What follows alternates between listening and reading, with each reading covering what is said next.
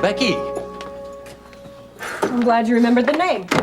Well, what are you doing here? What's going on? What are you doing? Well, that's a good question. I really don't know if anything I have left here is worth coming back to get. What, are you moving out? That's right. What? Hey, Russ, look, don't touch me, all right? I cannot believe that I was so stupid. I mean, I was the perfect little pawn for your little game, wasn't I? What game? Don't patronize me, Russ. I know all about it. You know, I kept going over and over in my mind on the plane coming down here the past couple of months. And I cannot believe that I trusted you for so long. I mean, I was so naive that I even believed that you and that prepubescent little nymphette had nothing going on. Well, I don't know what you're talking about. No, about Get what? off it. You know as well as I do we're not legally married.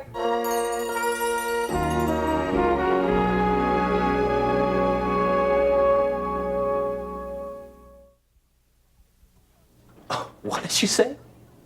Oh, come on, Russ. Now, are any of my clothes left here, or did you give them all to the freshman bimbo, huh? What are you talking about? Russ, I know that we're not married. The little justice of the peace that you dragged me to at 4 o'clock in the morning had about as much legal authority to issue a bass fishing license as he did to perform a wedding ceremony. And who told you that? What, who snitched? Your mother. My mother told you that we're not married. No. Your mother told David, and David told me. And you believed her? Her, I believe. David, I believe. You, I don't. Oh, now wait a minute, Beck. Come on. Russ, don't tell me you didn't know about Why this. would I lie about something like that? To keep me around. Oh, yeah, right. Well, that would have worked real good, huh? Russ, I needed a promise from you. Well, you got it then, and you have it now. Well, it's too late now. Oh, I get it, ha-ha. No more promises except maybe Cohen? Well, at least David Cohen has the nerve to be honest. Yeah, well, if you would have followed me around as blindly as you followed him around, I wouldn't have to be so dishonest. You admit it? Huh? Not about this, I don't. Would I have stuck around so much if I knew we weren't married and put up with all this? Let me see. Would you have lived in a luxury townhouse? Would you have entertained your little nymphette while I paid the bills? I would say yes, Russ. Oh, you haven't paid a bill in your life. You're riding on Cohen's ticket. Well, you're not anymore. Because as soon as I get back to New York, I'm going to have him sell this place. But in the meantime, put your little name on the mailbox, okay? My treat. Hey, you're not leaving Yes, me. I am leaving you. Well, I'll just go to New York. If you dare come near me, I will call Cohen, he will call the hotel guards, and we'll call the state militia if we Yeah, have well, to do I'm that. sure that Cohen will take care of everything. And I do emphasize everything.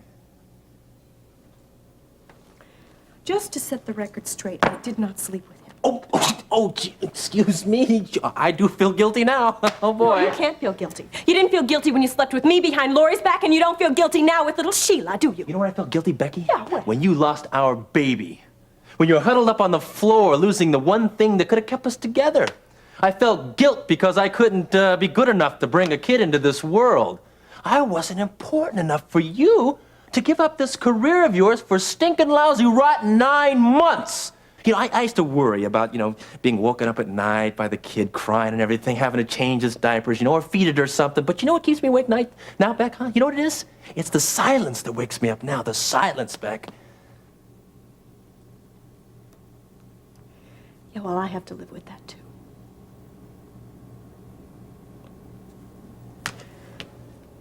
Look, while you're thinking about all the things that you've lost, think about me. And when you're with Sheila, and when you're making love to Sheila, think about how I used to touch you. And think about the things that only I could give you, okay? Because you lost something of your own, Russ. And you're not going to get it back.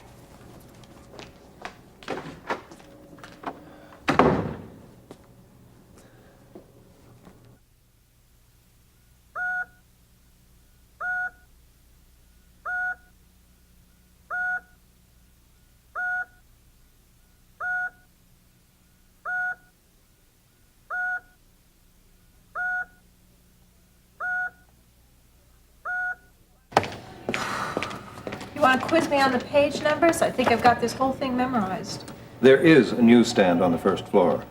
And there's the Greenbrier restaurant down the road. What do you say? Not now, Nancy. Well, Charles, we've seen Dr. Greeley and we heard what he had to say, so why don't we go discuss it over dinner? You make it sound like a business problem. Well, Charles, the ugly truth of it is that's what it is. Nancy, if I feel more comfortable here being near Miriam, this is where I'm going to stay. Do you want the car keys? No, I want to be with you. I'm sorry. Besides, something may happen, and if Miriam does come out of her coma, I want to be here. Charles, look, I appreciate your optimism, but, you know, we have to face reality.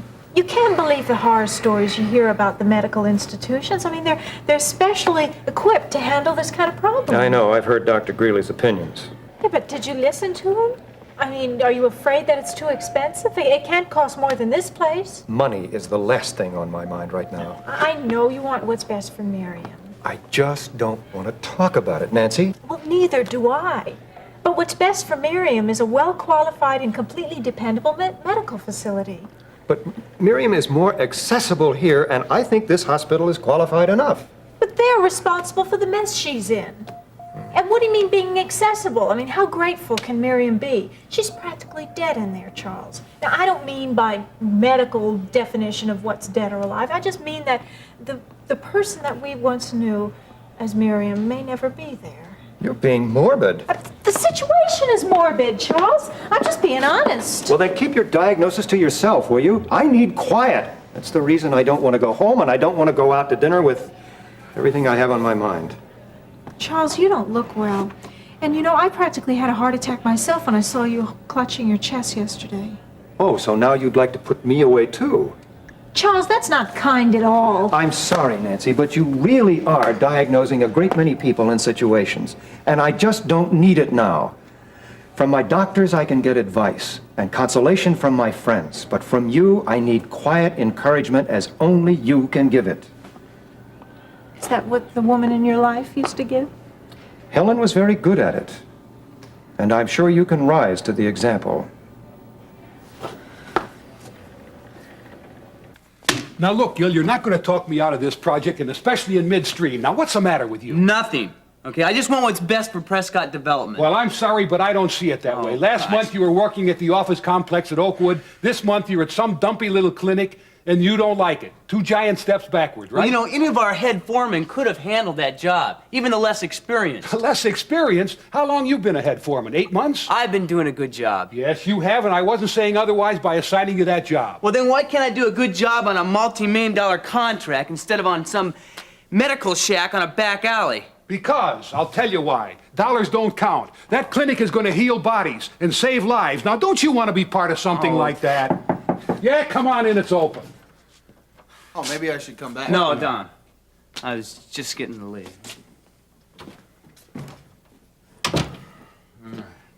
Hey, well, I see you're on time. That's a good sign. Oh, I got better news than that. I haven't had a drink since I got out. Ah, that sounds good. Willpower, nothing more. Well, now, wait a minute. I was praying. Well, fine. I can take everything I can get. How you feeling? Oh, great. Great. Dom. Oh, a little shaky, but I'll be okay. I think it's more nerves than anything else. What with Donna and all, you know. I was going to ask you about that. You found a lawyer yet? I'm working on it. They can't take her from me. I won't let them. Well, you present yourself as a sober, competent father, and I'm sure they won't. One more thing you got to do. Yeah, name it. Drive by the Cummings and fix the door. Oh, hey, Jason, I don't think they want to see me again. They'll probably call the cops as soon as I pull up. Oh, I know Liz and Jeff. Why, nothing would please them more than to make your friendship. Well, listen, maybe I'll have a little spare time in a while. I don't know. You know, I'm going to an AA meeting over at the Civic Center. Well, that's great. Yeah. Then the door and your relationship with the Cummings, and I'll know that you're sincere.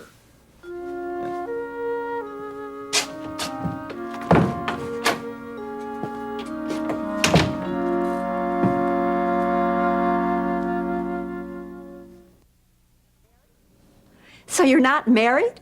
We never were. The justice of the peace didn't have the legal authority or something. I don't know, I'm not sure. So what are you and Russ going to do now? Set up another wedding? No. Oh, but that'd be great, Becky. Then I'd finally have a chance. Russ and I are just gonna go our separate ways. Why? Just because of this? No, not just because of this. Come on, you know the problems we've been having. But Becky, you've seen the worst. And you've come through it together. Yes, I'm together. We meet about every other week to say how much we distrust each other. Becky, there's more to it than that. You're right.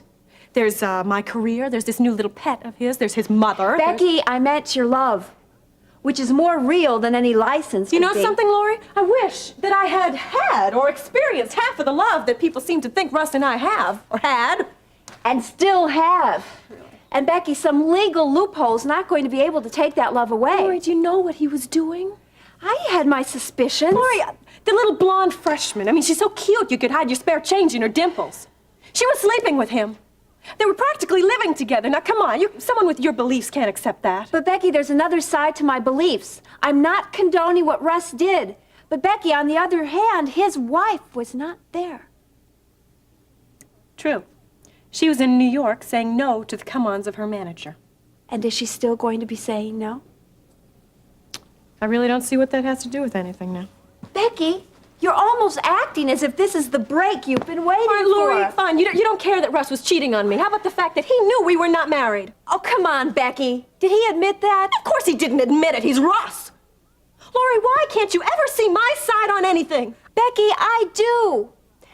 Every time I've talked to Russ, I've tried to explain to him your feelings and your point of Really? view. How do you know what they are? You never listen to me. Becky, that's not true. Your feelings for Russ are real. Emotionally, physically, and spiritually. And now you're trying to pretend that it's all over. And Becky, I can't pretend that that's all right. Lori, I'm glad for you and I'm glad for your marriage. I hope that everything works out just fine for you. Just keep pretending you know all the answers, okay, kid? Becky, you run, but you can't hide. That's cute. Where'd you pick that one up? Modern Bride or Good Housekeeping? You've got everything so neatly packaged, Lori. You know, sometimes talking to you is like talking to King James. I'm sorry you feel that way, Becky. I'm sorry you are that way, Lori.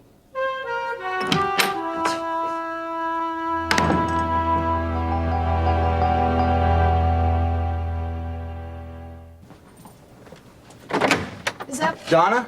Oh, Mrs. Cummings, please, I didn't come here to cause trouble. Liz, what's wrong with... I came to fix your door and talk to my daughter. Are you sober? Well, I can fix the door. I have everything I need, please. It's all right, Liz. Donna? Don't worry, it is your dad. He just wants to talk to you. I'll go get her. Guess the door's not as bad as I thought it'd be. You gave us quite a scare last night. Mr. Cummings, I'm not proud of what I did. I'm only... Donna, I want to talk to you. We'll, wait in the other room. Yeah. Listen, before you go, I just want to... What I did here, I hope I can make it up to you. All we ask is apology. I'm sorry. Very sorry, and I mean that. Well, we forgive you. I don't. Come on, Donna, don't make this hard on me. They might buy this, but I've seen it before. Look, I'm serious. I am sorry. So, you've been off the booze for 2 whole days, and now you're going to tell me that everything's going to turn around. In time, I'm hoping that it will. And until then, you want me to come back and take care of you?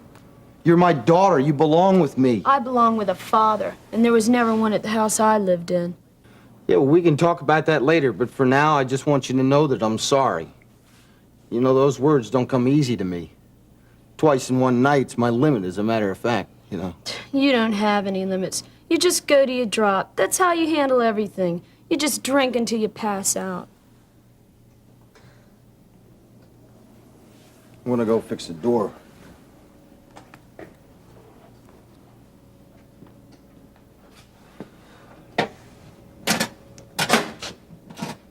Dad, I'm sorry too.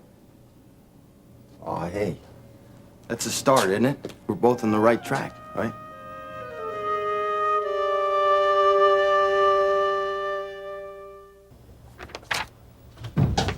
Dinner monitor. Can you pass inspection? Nope.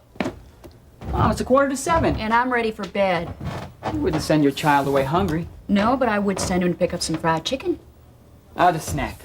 Why are you so tired? Oh, between Miriam and Nancy, My new job, the new hospital wing, Lester. Okay, I got the message. Where's the caramel corn? Not for dinner, Peter. It's quick energy. Yeah, too quick. Your blood sugar. Oh, please. Deprive me of a home-cooked dinner and then give me a speech on good eating habits? You seen Jill? No. Not since she moved over with her mother. Yeah, I wonder if she's getting a good dinner. Mr. Prescott. Jason. Peter. Hey. Terry. Yeah, I hope you're not here for leftovers. Oh, Peter. No, strictly business. Say, whose dog is that? It's the Hummels. And he's harmless. He only bites people over 5'10". Great, I'll pet him on my knees. How are you? I'm Bush. Listen, have a seat. Oh, thank you. I have to make a phone call.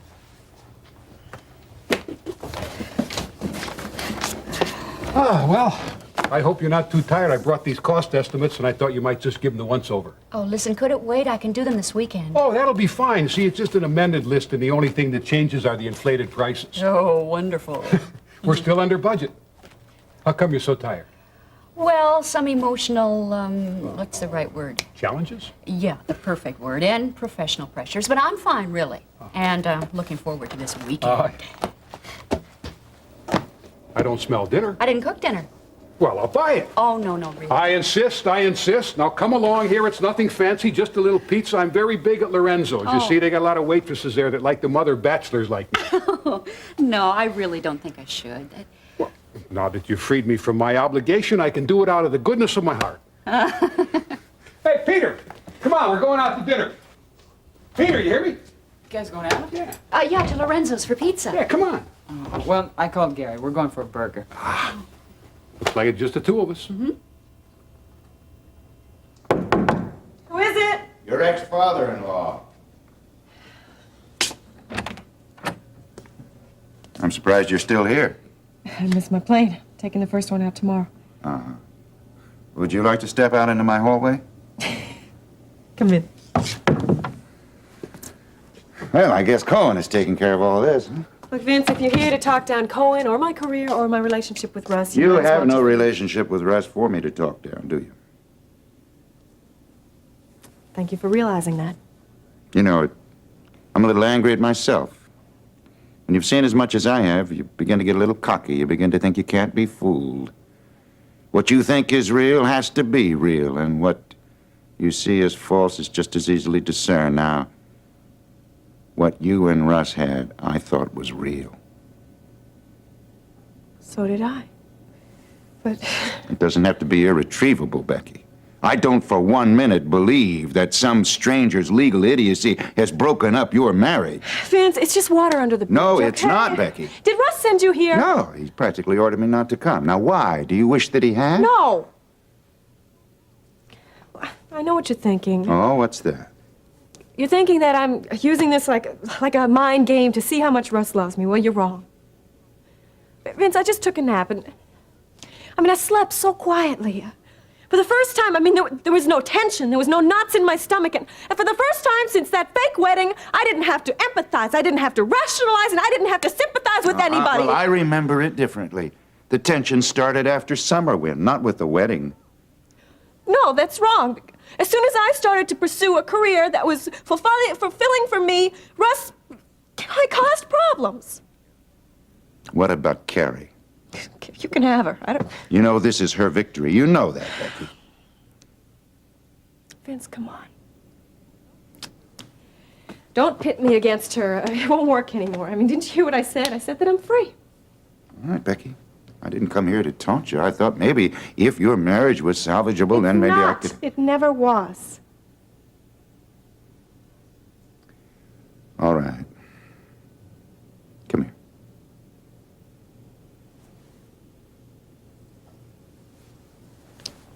Now, you know I love you as much as a father ever loved a daughter. When I heard about this, I felt like my own child had been torn from my family. Becky, let me tell you about freedom. My parting words of wisdom. When someone is married and has responsibilities, they're free to love and to provide. But when they have no responsibilities, someone who looks free is often trapped by their own autonomy. You cut your little boat free of its anchor, and baby, you become a prisoner of the tide.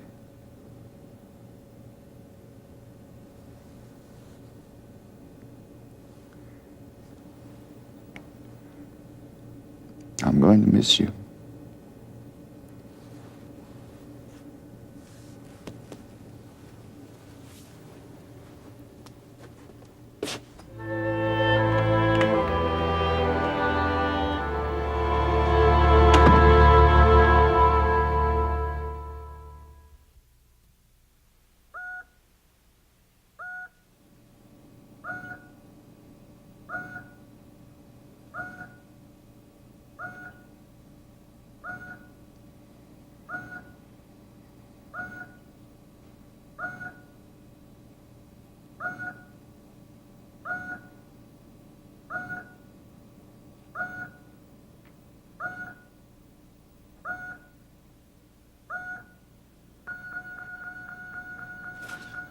Miriam? Miriam? Something's happened. We've got a cold red nurse. Yes, doctor. Hard to stop. Out of the room, Mr. Carpenter. But what? Out now! Miriam?